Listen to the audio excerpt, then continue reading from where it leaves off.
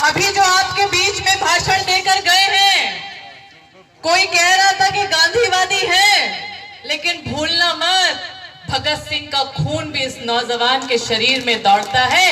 आपकी लड़ाई जरूर लड़ेगा। आपके ही पड़ोसी, मेरे युवक कांग्रेस के राष्ट्रीय सचिव, मेरे बड़े भाई आदरणीय रियाज जी, जिनके खून में वो उबाल रहता है कि जब भी आदिवासी मजदूर लोगों के शोषण की बात देखते हैं तो कहते हैं कि नहीं, कोई आए या नहीं आए, मैं अकेला ही लड़ाई लड़ने के लिए निकल चलूंगा। एक बहुत बड़ी आश्चर्य की बात प्रदीप भाई मैं आपको बताना चाहूंगी। तमाम हिंदुस्तान में घूमती हूँ, लेकिन आज गर्व होता है, गर्व इस बात का होता है कि आपके जो जिला अध्यक्ष कांग्रेस कमेटी के हैं, पूरे हिंदुस्तान में घूमने के बाद एक पहला ऐसा जिला कांग्रेस कमेटी का अध्यक्ष मिला जो मुझे ये कहता है प्रदीप भाई कि मुझे दुख है, मैं इस पार्टी को कुछ नहीं देख पाया। जहां लोग आज लड़ाई लड़ते हैं कि मुझे ये नहीं मिला, मुझे वो नहीं मिला, वहां वो शहीद परिवार के आपके जिला कांग्रेस कमेटी के अध्यक्ष इस बात के लिए कहते हैं कि मुझे इस बात में दर्द होता है रात में सोते समय कि ये पार्टी जिसके लिए मुझे और भी न्यौछावर करना है, मैं कुछ नहीं कर पा रहा। मेरे साथ यहाँ पर महिला कांग्रेस की अध्यक्ष बहुत शालीनता से बैठी हुई है, उनकी सारी टीम बैठी हुई है, और ये इस बात का गवाह है कि जिस परिवार में आधी आबादी को ताकत दी जाती है वो परिवार कभी खत्म नहीं होता, वो शक्ति और ताकत से लड़ाई लड़ता है। मेरे युवक कांग्रेस के नौजवान साथी जो यहाँ पर हैं, सारे प्रदेश के पदाधिकारी गण, यहाँ पे ब्लॉक कांग्रेस कमेटी के साथी, मेरे कई यहाँ पर एमएलए बैठे हुए हैं, सबके नाम नहीं मालूम, लेकिन कांग्रेस पार्टी की असली ताकत ये मंच पर सामने बैठे हुए लोग नहीं, मेरे ये आदिवासी भाई बहन हैं जिन्होंने तिरंगा गलत परिस्थितियों में भी थाम कर हमेशा इंदिरा गांधी, राजीव गांधी और महात्मा गांधी की कांग्रेस में विश्वास रखा। और मुझे गर्व होता है, गर्व इस बात का होता है कि बहुत भोले भाले होते हैं मेरे ये भाई बहन, और इनकी भोली भाली मासूमियत का दुरुपयोग कर कर यहाँ पर बीजेपी की सरकार आपकी स्वच्छता अभियान में जो घोटाला किया है वो प्रदीप माधी जी के नेतृत्व में हम जरूर लड़ाई लड़ेंगे।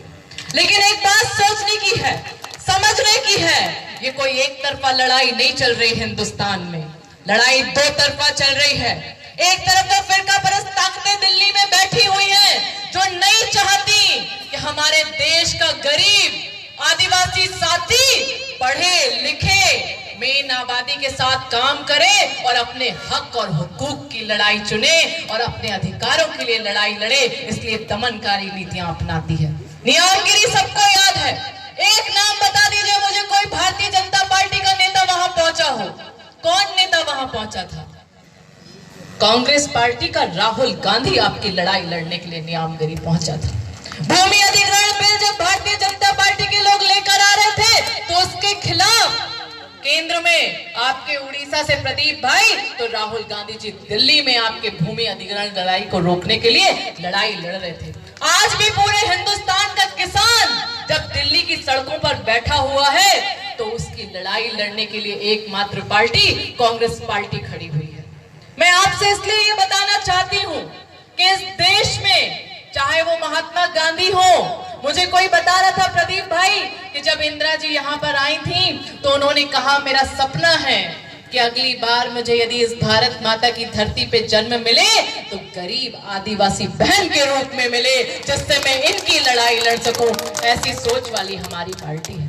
एक तरफ देश में मोदी है और आप सबने देखा जब चुनाव आए थे तो बड़े बड़े वादे आप सबसे कहा था, और हमारे ये भोले भाले बेचारे आज भी अपने अकाउंट में 15 लाख रुपया आएगा इसी का इंतजार कर रहा है। जो चुनावी रणभूमि में इन्होंने कहा था किसी के खाते में आए, क्या आए? बल्कि खाते में 15 लाख रुपए तो नहीं आया। मेरी माताएं बहनें बड़ी तादाद में यहाँ बैठी हुई हैं, ये अपने पेट को काट कर अपनी भूख को और अपने शौक को खत्म कर कर विपत्ति के लिए पैसे जोड़कर रखती थी। 100 का और 500 का और 1000 का नोट बटुए में छुपा के खुले ना हो जाए, क्योंकि खुले मोड़ा मोड़ी ले जाते हैं तो बना नोट छुपा कर रखती थी। क्या वो काला धन था? वो हमारे हक और हकूक का पैसा था जिसको लाइन में बैंकों में लगवाकर आपने हमारी गाढ़ी कमाई के पैसे को एक दिन में काला धन घोषित कर दिया था। लाइनों में लगे थे या नहीं लगे थे? लगे थे। और ये पैसा कोई काला धन था क्या? ये हमारा पैसा था जो हमारी बहन बेटियां इसलिए रखती हैं कि कोई विपत्ति ना आ जाए, घर में कभी किसी को आपत्ति ना हो तो ये छुट्टा ना हो जाए, पैसा मैं रख लूं। कभी लड़कियां घर में आती हैं और पति से पैसा मांगती हैं तो वो नकार देता है कि नहीं मेरे पास पैसे नहीं है, तो नाती पोता को कुछ बनवाने के लिए उसके हाथ में 5-10 रुपया रखने के लिए इसीलिए नोट रखते थे या नहीं रखते थे? और आपने उसको एक काले तुगलक के फरमान में आधी रात में काला धन बता दिया। शर्म है इस बात की कि आपने ही वादा किया था कि 2 करोड़ रोजगार हर साल इस देश के युवाओं को मिलेंगे। 2 करोड़ रोजगार तो नहीं मिले।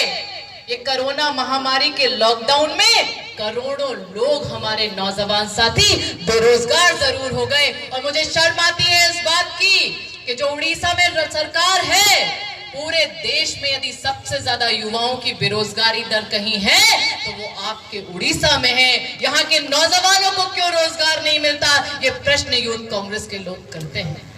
मुझे अभी जिलाध्यक्ष महोदय की बेटी बता रही थी कि दीदी यहाँ बेटियां पढ़ना चाहती हैं, लेकिन हमारी प्रदेश की सरकार इन आदिवासी बेटियों और बेटों को पढ़ने के लिए कोई यूनिवर्सिटी यहाँ नहीं खोलती। जबकि मनमोहन सिंह की सरकार जब इस बात पे चर्चा की गई थी कि हमारे यहाँ पर एक आदिवासी यूनिवर्सिटी खुलेगी, लेकिन कोई काम ये लोग नहीं करते हैं।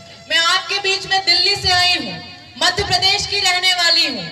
ये सब लोग आपको धर्म के नाम पर बांटते हैं। आप लेकिन एक बात हमेशा याद रखना, महात्मा गांधी से बड़ा भगवान को पूजने वाला इस देश में कोई नहीं हुआ, क्योंकि हमारे राम भगवान हमारे दिलों में बसते हैं और इनके राम भगवान इनको चुनावों के समय याद आते हैं। राम नाम के चंदा लेकर उड़ीसा में भी निकल रहे हैं, मध्य प्रदेश में भी निकल रहे हैं। हम पूछना चाहते हैं, स्वर्गीय राजीव गांधी जी ने रामलला के मंदिर बनवाने के लिए जो ट्रस्ट बनाया था, वो ट्रस्ट ने क्या आपको रसीद कट्टे दिए हैं? जो भारतीय जनता पार्टी के लोग उसके नाम का चंदा कटवाने के लिए यहाँ निकल रहे हैं, यदि नहीं निकल दिए हैं तो ये पैसा किसकी जेब में जा रहा है? धर्म के नाम पर इस देश में विभाजन की नीतियों को आप बंद कीजिए। ये भोली भाली मासूम बहनें हैं, जब अधिकारी आटता है, डांटता दबकता है तो किसी दूसरे के शौचालय के सामने खड़ा कर दिया जाता है और फोटो खींच कर ले जाता है। जो पैसा आपकी शौचालय में आपके अकाउंट में आना चाहिए बनने के लिए, वो पैसा अधिकारी की जेब में चला जाता है। और एक अकेला अधिकारी दोषी नहीं है, नीचे से लेकर जब तक यहाँ पर जो नवीन पटनायक की सरकार है उसके नेता और उस तक इसका कमीशन नहीं पहुंचता, ऐसा मैं मान ही नहीं सकती। इसलिए इतना बड़ा घोटाला हो जाने के बाद भी सरकार छोटे छोटे अधिकारों को, तो जो अधिकारी होते हैं उनको सस्पेंड कर देते हैं, छोटी छोटी तालाब की मछलियों को तो मार देते हैं, लेकिन बड़ा मगरमच्छ जो यहाँ मुख्यमंत्री बनकर बैठा है उसके गिरेबान को पकड़ने का काम हमारे यूथ कांग्रेस के नौजवान साथी करेंगे। मैं बस आपसे ये विश्वास चाहती हूँ कि लोग आपके बीच में आएंगे, बातें करेंगे, हमें